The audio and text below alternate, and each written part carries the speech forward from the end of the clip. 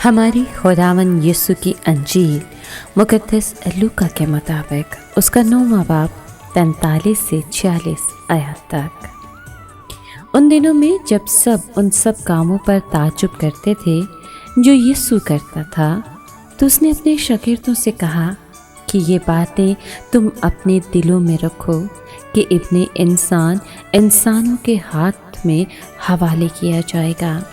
मगर वो इस बात को ना समझे, बल्कि ये उनसे पोशीदा रही, यहाँ तक कि उनको मालूम न हुआ, और वो इस बात की बाबत पूछने से डरते थे।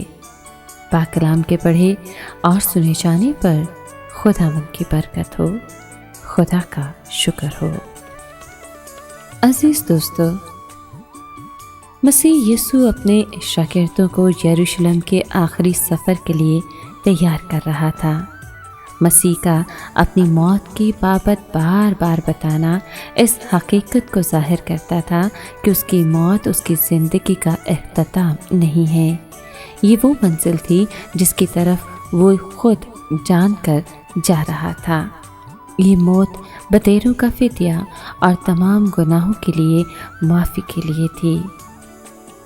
मसीह यीशु ने शागिर्दों को इसकी बाबत बताने से मना किया था। शागिर्दों ने उसके मुर्दों में से जुटने का ये मतलब लिया कि उस वक्त दुनिया का खात्मा होगा और उसकी बादशाही कायम होगी। उनका ख्याल था कि इससे पहले एलियास आएगा।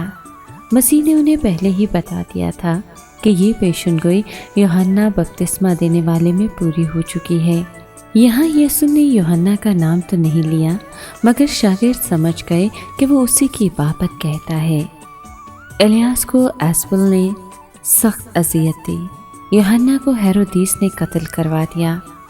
इसी तरह ये ज़रूरी बात थी कि यीशु भी दुख उठाए, क्योंकि वो जानता था कि अब उस अजीम मकसद की तकमील का वक्त नज़दीक आ रहा है।